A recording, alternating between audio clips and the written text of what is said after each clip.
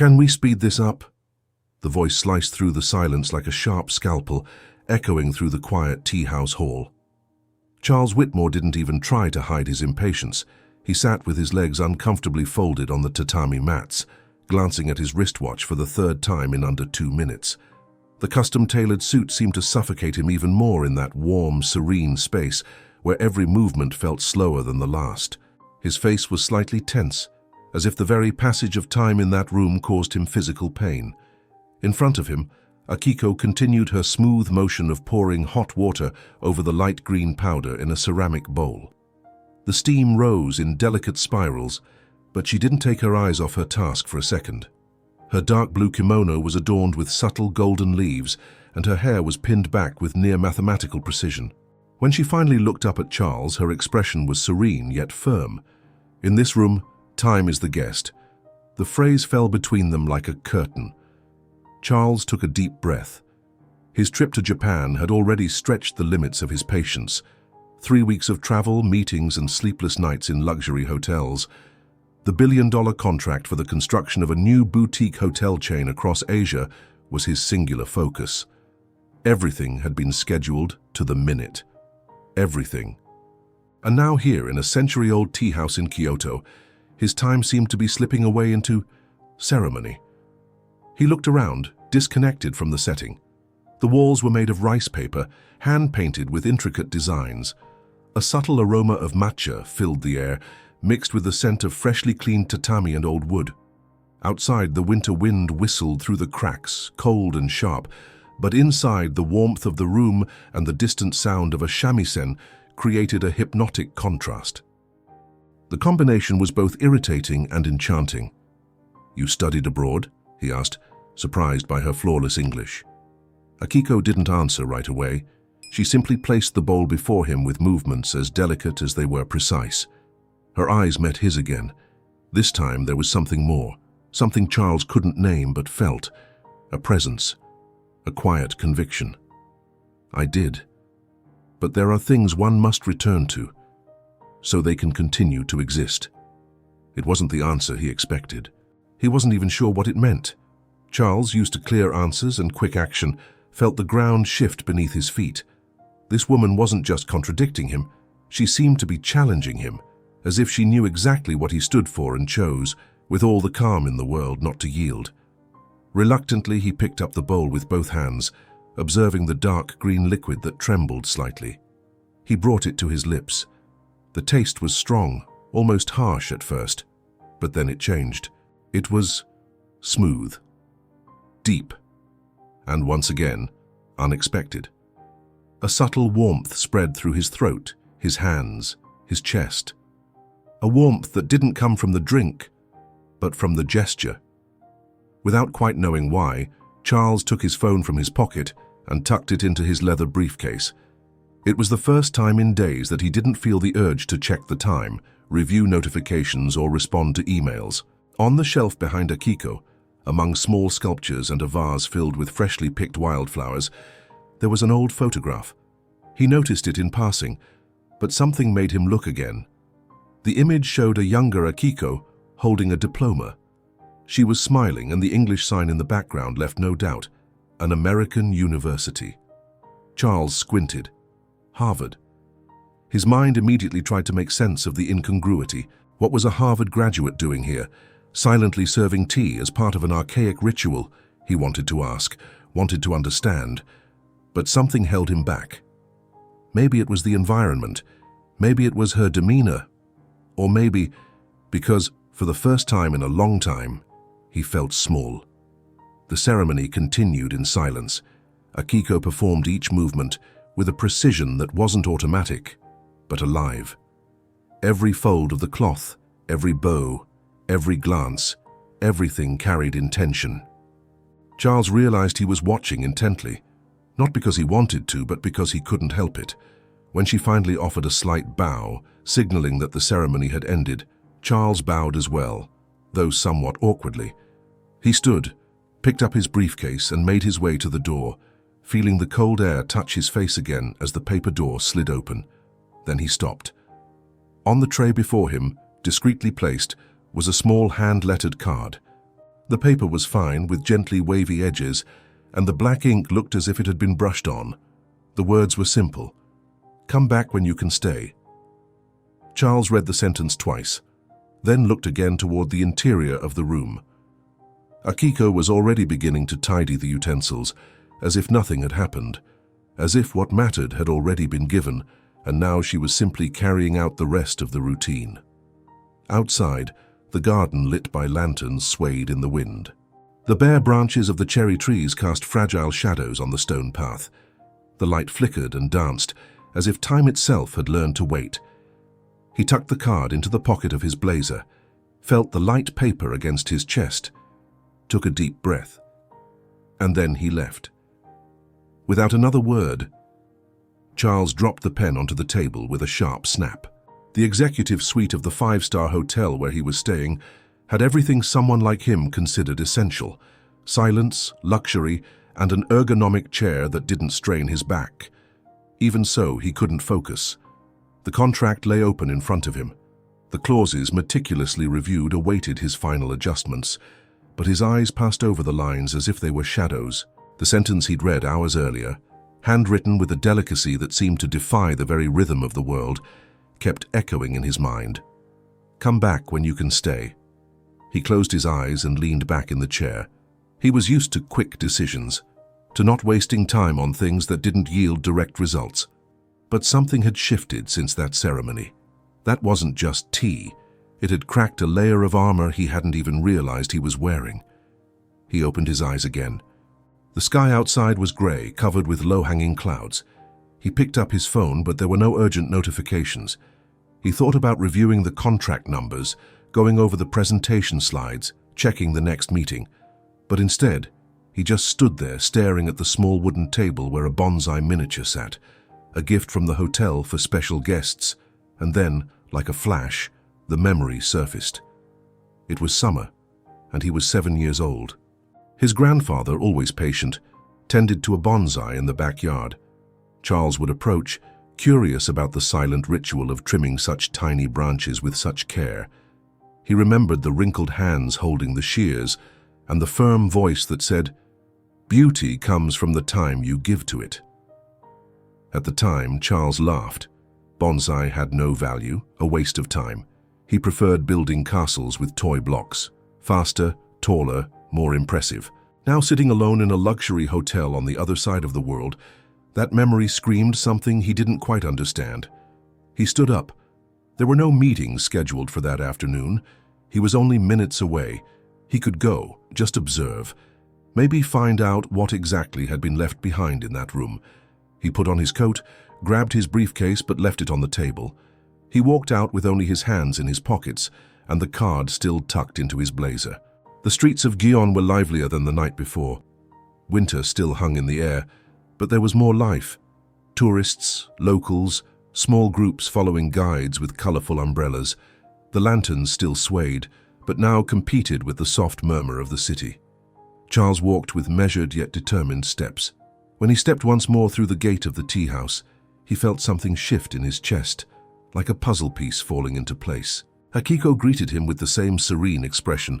She didn't mention the previous night, didn't ask why he had come back. She simply gave a slight nod and indicated the same spot as before. It was as if time, in that place, had stopped, or maybe restarted. This time Charles didn't look at his watch. He sat more carefully, as if he already knew the rhythm of the space. It was still strange, even uncomfortable, but he didn't resist. He noticed everything, the sound of water heating, the way she positioned each object, the subtle fold of the cloth between her fingers. Every detail seemed to carry a story. Akiko prepared the tea with the same precision as the night before, but at the end, she placed beside the bowl a small handmade sweet, colorful, delicate. It looked almost like a jewel. "Tea without sweetness doesn't reveal the whole story," she said, her voice low but steady. Charles looked at the sweet, then at her. There was more than flavor in that offering. It was a bridge, an attempt at connection, understanding. How did you learn English so well?"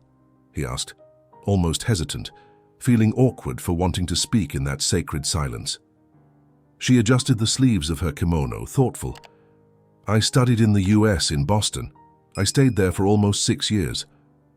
He blinked, surprised by the revelation, even having seen the photo. Hearing her say it so naturally was like switching on a light in a dark hallway. "And why did you come back?" Akiko raised her eyes and didn't answer right away. She simply poured more tea, now with slower movements, as if the words needed time to take shape. "My mother got sick, Alzheimer's. My father had already passed. Coming back was the only path." Charles felt a lump in his throat. He wanted to ask more, but held back. Akiko seemed at peace, but there was a shadow of something not visible on the surface, a quiet sadness, diluted like the tea itself. She continued, "When I got here, the house was about to close. My uncles wanted to sell, said it was old, small, useless. But my mother taught me all this."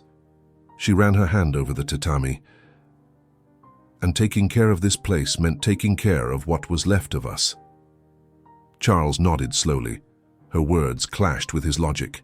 He who had learned to survive by cutting what didn't yield, optimizing, selling, expansion, growth, numbers, and now here, holding a bowl of tea, listening to a woman who had given everything up to keep a tradition alive. He didn't quite know what to feel. They sat in silence for several more minutes. It wasn't awkward. It was different, as if that space had its own language. When the ceremony ended, Akiko walked him to the entrance. Charles turned to thank her, but she simply looked him in the eyes for a brief moment. "Sometimes silence says more than any answer," she said.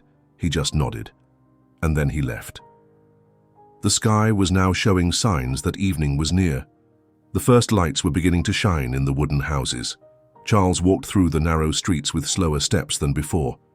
He was far from understanding what was happening, but something had changed, and he knew. He would come back. "Have you ever considered making some structural improvements here?" The question came in the middle of a comfortable silence, prompting Akiko to lift her eyes lightly, but also with a hint of caution. It was the end of another tea ceremony. This one, unlike the previous ones, had taken place in the late afternoon. The sun still cast golden streaks through the translucent paper windows, tinting the wooden hall in honey tones. Charles felt more at ease in the space now, as if the hours spent there had slowed his very breath. He no longer arrived restless, no longer resisted the rituals. He was starting to see, not just with his eyes, but with some part of himself that had been dormant for years. Akiko was calmly gathering the utensils. Her movements felt more natural now, as if she too had let down some invisible guard.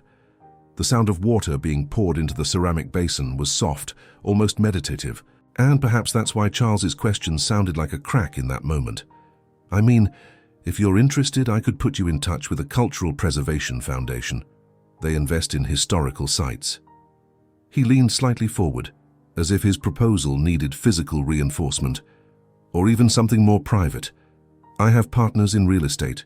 We could restore this place, expand it, give what you do here a broader reach." Akiko finished drying the bamboo spoon with the white cloth. She folded the fabric precisely and placed it in front of her before looking up. "Tradition isn't measured in figures." The sentence was firm, direct, without a hint of aggression, but spoken with unshakable conviction. Charles felt the impact immediately. He hadn't just been turned down as a business proposal. He had been turned down as an idea, a mentality, as if everything he knew, all the tools that had made him who he was, simply didn't apply in that space. He tried to laugh to ease the tension. "It's not about money, it's about preserving all this, with more structure, more reach. I imagine how many people would love to experience this, but will never even know this place exists." Akiko picked up the empty tea bowl in front of her and observed it for a moment. Then she spoke with the same calm tone she used to serve the tea.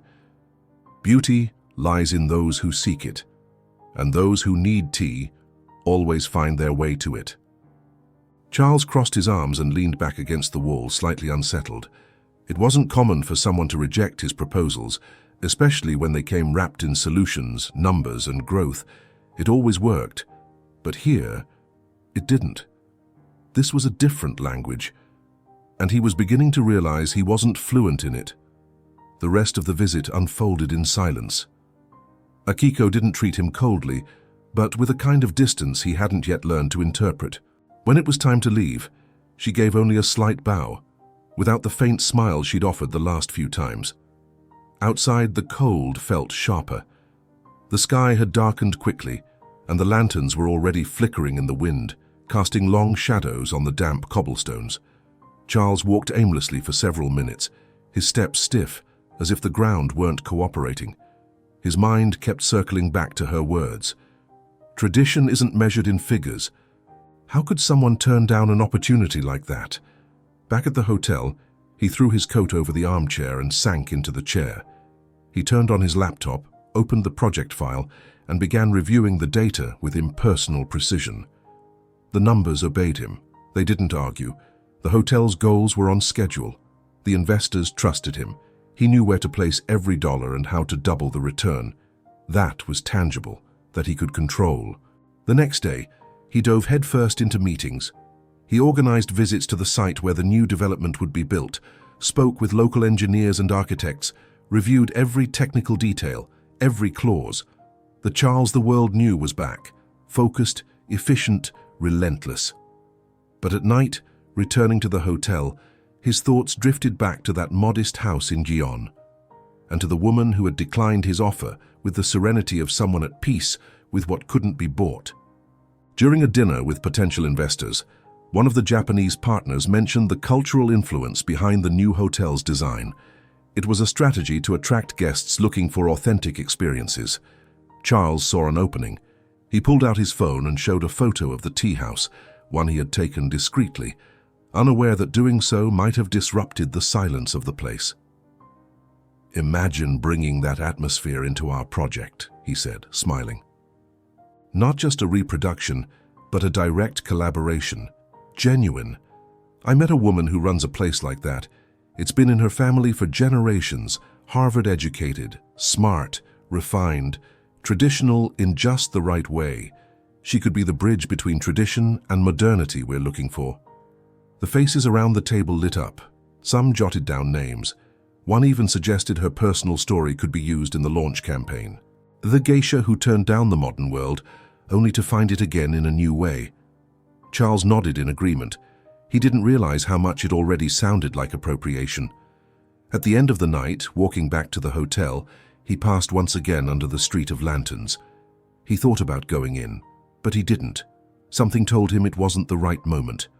2 days later, sitting in the hotel lobby waiting for another investor meeting, his phone buzzed. It was a notification for a newly published article on a Japanese news site with an English edition. American investor plans to integrate centuries-old traditions into modern luxury concept.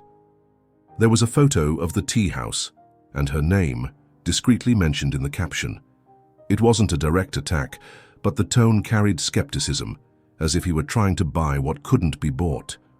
Charles went cold. Almost at the same time, a message arrived, short, direct, from Akiko. "I regret having trusted you."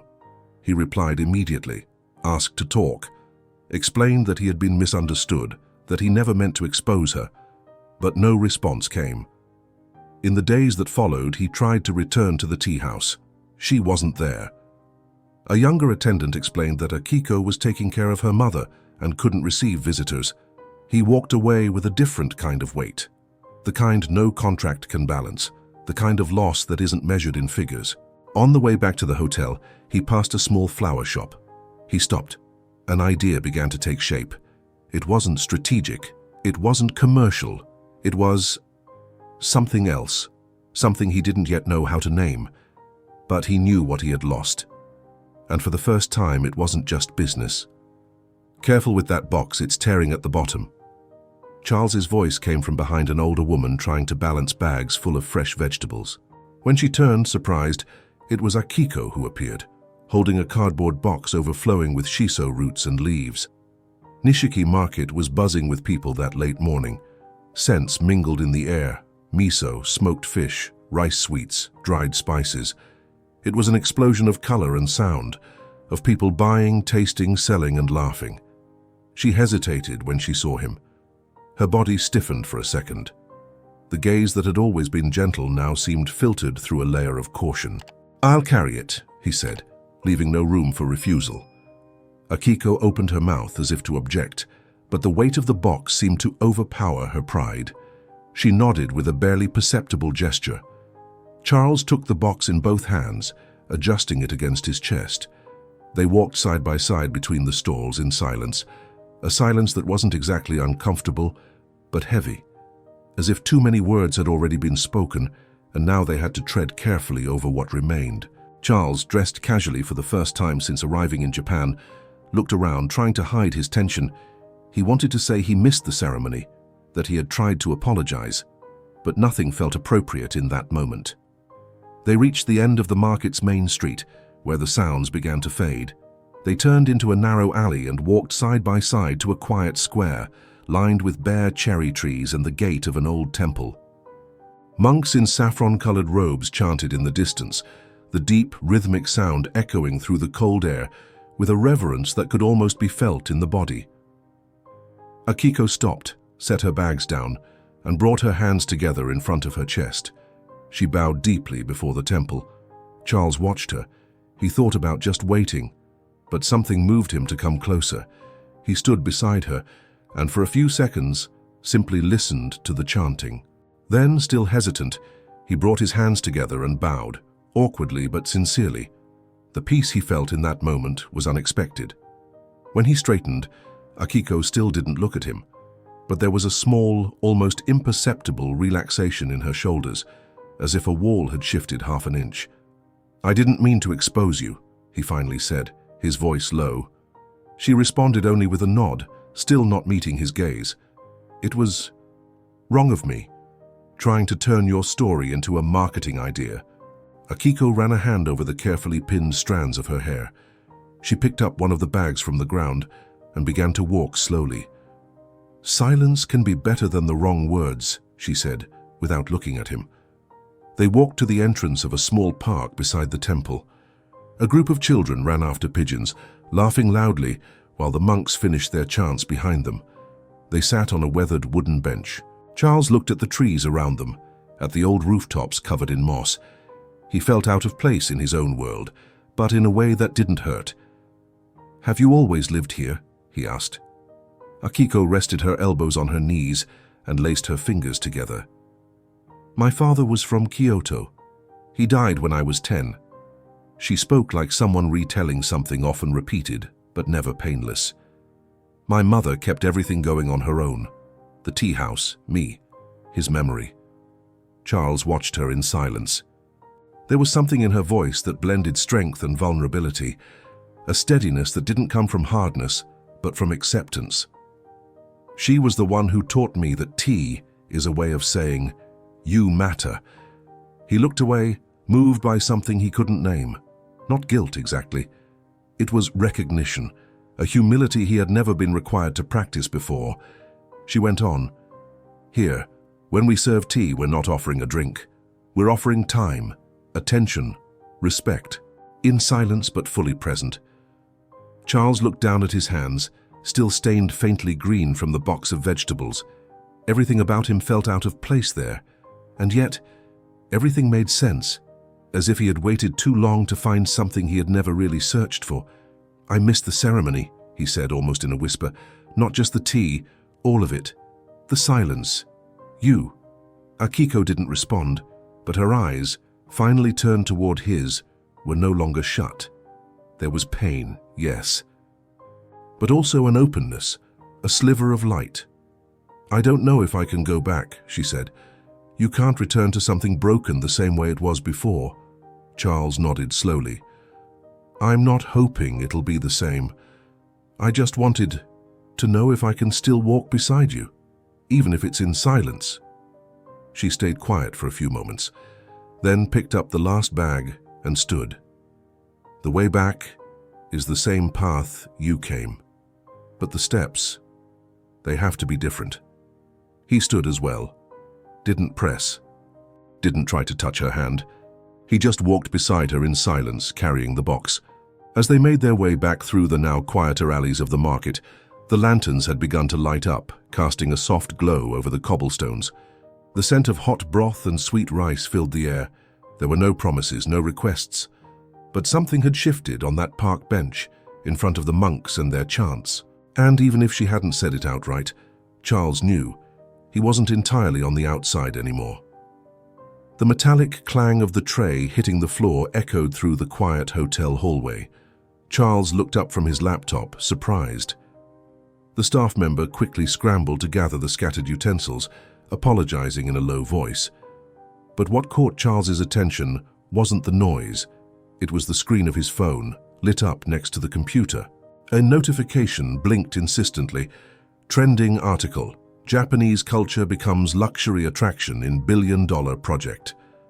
He clicked without thinking. The image that appeared on the screen made the air freeze inside him. It was the front of Akiko's tea house, captured from an angle only someone close would have access to. The hanging lanterns, the wooden gate, the rock garden, framed as if they were part of a catalogue. The caption read, "American investor draws inspiration from centuries-old tradition to create exclusive experience in the hospitality sector." Charles kept reading, each line heavier than the last. The article spoke of a geisha educated abroad who left the corporate world to preserve her family legacy, and suggested that this very story was being incorporated into the marketing narrative of the new hotel. It didn't name her directly, but it was obvious who they were talking about. And the worst part, the article implied that this partnership was part of a broader expansion strategy, something carefully orchestrated to add value to the brand. He slammed the laptop shut, grabbed his phone, and called the press office. The call was answered on the third ring. "Who authorized that article?" he asked, his tone clipped. On the other end, the voice was hesitant. "Looks like one of the investors sent a briefing note to a local journalist. The intention was positive, to give visibility to the project and the concept of cultural fusion." "Positive for who?" Charles cut in, voice low and firm. "Because for the one living that tradition, this is theft." There was silence on the line. He hung up before the excuses came. He threw on his coat, grabbed his room key, and headed straight to the street. The cold Kyoto wind stung his face, but he kept a brisk pace to the taxi stand. On the ride to Gion, his thoughts spiraled. He needed to explain, to say he hadn't known about the article, that he hadn't authorized any of it. He needed to speak to her. He arrived in front of the tea house and stopped. The lanterns were lit, but the gate was closed. He knocked, hoping Akiko would appear. It wasn't her. The young attendant Charles already knew opened the door, her expression carrying a formal edge that bordered on hostility. "I need to speak with Akiko," he said, trying to keep his voice steady. The attendant hesitated, then replied, "She knows about the article, and she doesn't wish to receive visitors. Please tell her I didn't authorize any of it. Just tell her I need to explain." The young woman gave a slight nod, but didn't move to call her. She simply added, "I think she already understands," and she closed the door gently, leaving him on the other side. Charles stood there for a few seconds, staring at the dark wooden gate. Then he took a deep breath and began to walk. The narrow streets of Gion felt colder, quieter. With each step, the sound of his shoes echoed against the stones, as if marking the rhythm of something breaking. Back at the hotel, he sent messages. Short, long, formal, emotional. He tried everything. All marked as read, none answered. The next morning, he tried calling. The ringtone played until it went to voicemail. He left a brief message. "I made a mistake. I didn't make it on purpose, but I made it. Please let me explain." Silence. For the next 2 days, he threw himself into work like a man trying to escape a fire inside. Meetings, presentations, site visits. On the surface, his posture was impeccable. Inside, every detail of the project felt like an empty distraction. He could hear his own conscience whispering the same sentence over and over. "You lost something you can't buy." On the afternoon of the third day, he decided to return to the tea house. This time, he didn't even need to knock. A handwritten note, pinned to the gate in firm strokes, read, "Closed until further notice." Charles read the words again and again. Then he sat on the step at the entrance, hands clasped together. He stayed there long enough for the cold to seep into his legs. People passed by, a few casting curious glances. He didn't move. By the time he finally stood up, it was already night. The street lanterns were lighting up one by one, casting dancing shadows on the stone path. He returned to the hotel carrying a weight that had nothing to do with physical fatigue. It was a silent, dense kind of weight, one with no easy fix. In his room, he sat in the armchair and opened his notebook. On the first blank page, he wrote slowly, "Broken trust can't be bought back." He closed the notebook and rested his hands on top of it. There were no meetings, no contracts, no figures capable of fixing this. And for the first time since arriving in Japan, he understood that his next move wouldn't be about closing a deal. It would be about trying to repair something money could never reach. "This stem is too long. Cut here, at a diagonal." The firm, measured voice of the master sounded like a gentle command. Charles held the shears with hesitant fingers. They were in a small atelier in northern Kyoto, surrounded by porcelain vases and low tables covered with fresh flowers. The air was perfumed with lilies, chrysanthemums, and pine branches. The space was quiet but not empty. It was full of contained meaning, as if every leaf knew the exact place it was meant to fall. The Ikebana master, a man nearing 80, observed each movement with patient eyes.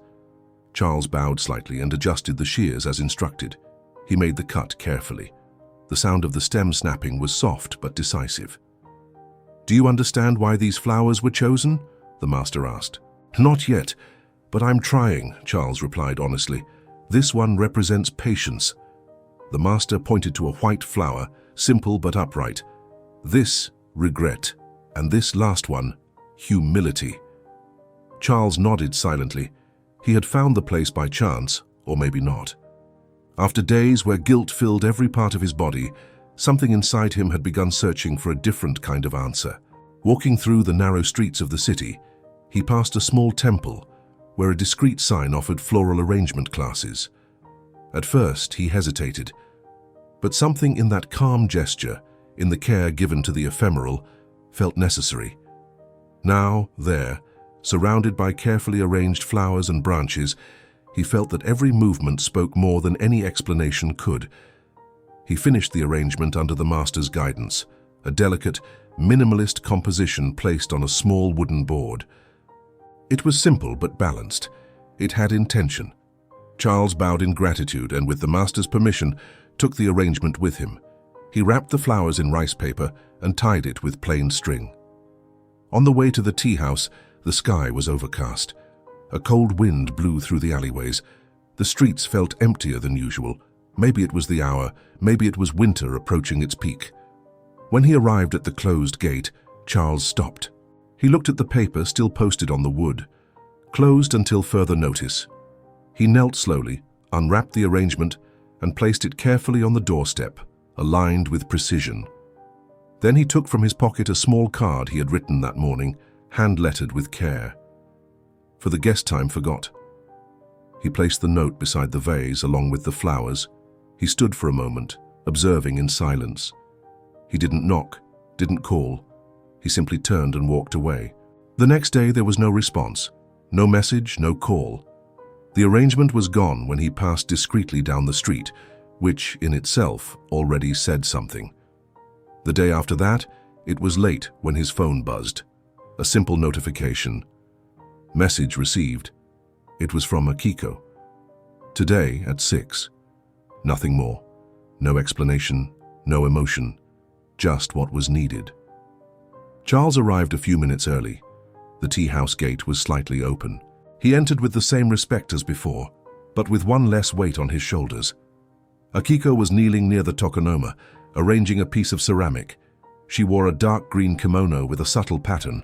When she saw him, she didn't smile, but she didn't look away either. "You brought silence with those flowers."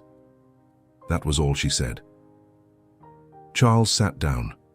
The ceremony began, as always, precise, delicate. But there was something different. The silence between the gestures felt more welcoming. At the end, she placed the bowl in front of him. "Welcome back." This time, her voice was softer. Charles bowed slightly, with a kind of respect that now came from somewhere deeper. Thank you for letting me return." She smiled, for the first time since the fallout, a faint smile like the first bloom of spring. "We haven't gone back to what we were," she said honestly.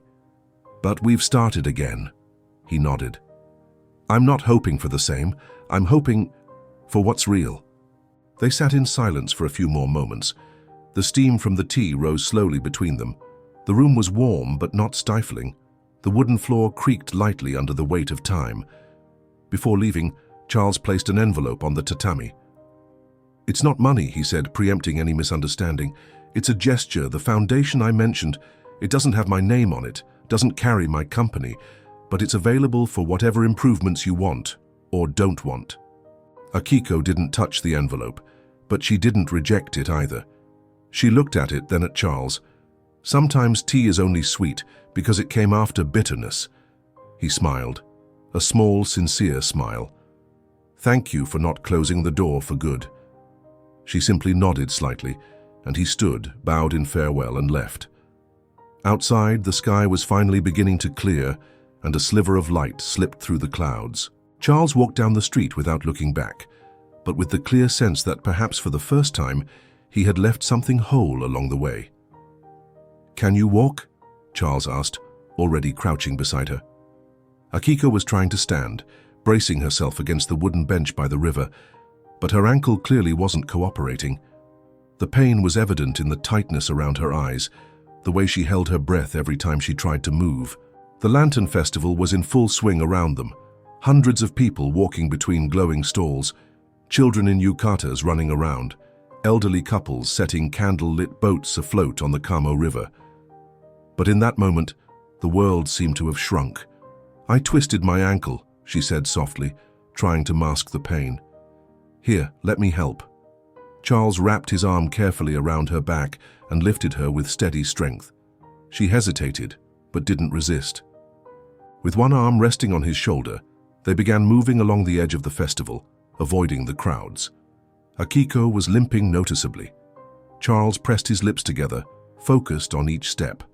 He held her gently but decisively, like someone who knew there was no room for uncertainty now. "We need to get you to a hospital," he said, concerned. "No," she shook her head. "It's not that bad. I just need to rest." "Then let's get you home. You can't stay out here like this." She hesitated for a moment, then nodded. Charles flagged down a nearby taxi by the bridge. The ride was quiet, broken only by a few restrained gasps of pain from Akiko, who now kept her foot elevated on top of her purse. The driver said nothing, perhaps out of respect, or perhaps he could already tell from the tense silence between them that this wasn't an ordinary night. When they arrived at the tea house, Charles got out first, opened the side door, and without saying a word, carried her in his arms to the entrance. She gave a soft protest, more out of habit than pride. She was exhausted. He stepped through the gate, pushed open the door with his shoulder, and brought her inside. "Where should I put you?" he asked. "In the back room. There's a futon there." Charles gently settled her onto the tatami mat. She removed her sandals and stretched out her injured leg with a quiet groan. He knelt beside her, pulled back the hem of her kimono delicately, and examined her ankle. It was swollen and lightly bruised. "I'll get some ice."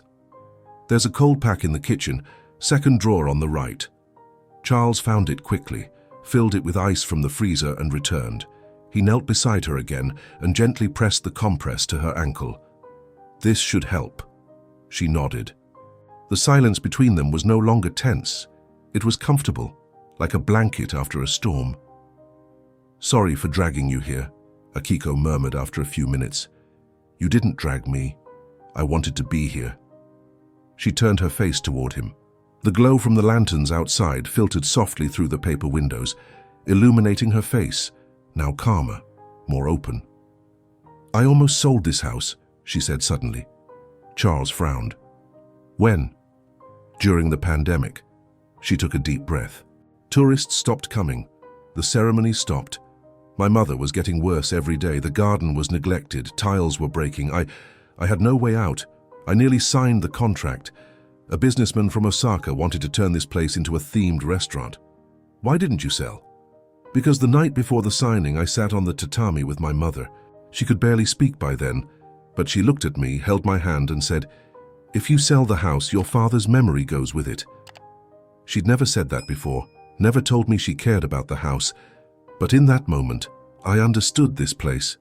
She looked around. Was more than a building. It was the life she tried to hold together, even without him, even sick, even alone. Charles swallowed hard. "You're stronger than you think, you know." "I'm not. I only stayed because I couldn't leave." "That's strength, Akiko." The sound of the floating lanterns on the river reached them like a distant whisper. The soft orange glow reflected on the ceiling. Charles sat beside her, not touching but close. They stayed like that for a long while, listening to the silence filled with everything left unsaid. "I almost didn't come back here," he said. "Why? Because I thought I'd broken something beyond repair. And maybe I did. But even so, I had to try." She looked into his eyes. There was no judgment, only presence. "Sometimes tea tastes bitter, and still we drink it." Charles smiled just a little. "And sometimes it surprises you." She lowered her eyes, then met his gaze again. "Will you stay until morning?" He simply nodded. She lay back on the futon and closed her eyes. He remained beside her, listening as her breathing gradually slowed. Outside, lanterns drifted slowly down the river, floating like small promises offered to time. Shadows danced along the walls, and for the first time, the silence of night felt whole. It wasn't an ending. It was simply the first dawn of a new beginning. The sound of leaves being swept broke the morning silence. Charles looked down, saw the scattered cherry blossom petals, and nudged one aside with the tip of his shoe before stepping up the stone path. The Kyoto Botanical Garden was still nearly empty. The day was beginning to rise with a rosy hue in the sky, and the cold morning breeze swept across the dirt paths as if clearing away the last remnants of winter. Up ahead, Akiko was waiting.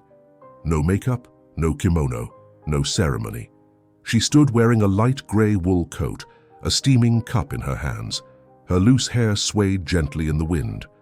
It was the first time he'd seen her like this, without perfect gestures, without the frame of tatami and rituals. Just her. He approached slowly. She held out the cup. "Ginger and lemon tea. Thought you might like it." Charles took the cup with both hands, feeling the warmth spread through his fingers. He took a sip. Strong, tart, surprising. He smiled. "You still know how to surprise me." "It's easier without the silence of the ceremony," she replied, a spark in her eyes. They walked side by side along a narrow path that bordered a lake. Koi fish swam lazily through the clear water, and up ahead an elderly couple was feeding ducks. The world seemed deliberately slow. "Did you close the deal?" Akiko asked after a few minutes of quiet. Charles nodded. "Closed it yesterday. The last clauses were settled. The project's going forward." She said nothing, just kept walking, her eyes on the path ahead. "But I changed one part," he continued. "The space that was supposed to be for events. Now it's going to house a traditional tea room, and it won't be run by a franchise or a famous chef. It's going to be an extension of a real story. Yours, if you want it." She stopped. So did he. "I don't want you to think it's an offer or a favor," he said. "I want it to be you, to bring what you carry, your way, no marketing, no adaptation, just truth." She looked at him, for the first time, without any defenses. "And you think people will understand?" "I don't know, but I understood, and that changed everything for me." She took a deep breath. The air was cold enough for it to show as mist. "What do you get out of this?" "Nothing I can measure." He shrugged. "Maybe something I didn't know I needed." Akiko looked down for a moment, then met his eyes again. "You came here for business, and I'm leaving with something that has no price." The wind rustled through the trees. Petals fell like delicate flakes, touching the ground without haste. Neither of them moved for a few seconds. It was as if the world had stopped to listen to that sentence. They continued along the path, closer this time, their shoulders nearly touching. At the end of the trail there was a wooden bench facing the lake. They sat there. The sun was beginning to break more forcefully through the clouds, casting golden reflections across the water. "When are you going back to New York?" she asked, not looking at him. Charles was silent for a moment, then answered, "I don't have a date. My schedule is inflexible." She let out a quiet laugh. "That's new." "It is, but necessary." He looked at her. "I've learned that not everything that matters fits into a calendar." She reached out her hand almost unconsciously. He did the same. Their fingertips touched, lightly. They stayed like that, fingers intertwined, with no need to say anything else. The sound of the leaves, of the birds, of the water, it all became part of that shared silence. A petal landed in Akiko's lap. She looked at it for a moment, then let the wind carry it away. Charles watched her, not like someone waiting for an answer, but like someone who knew he was exactly where he was meant to be. The world outside would keep spinning, with its numbers, its haste, its goals.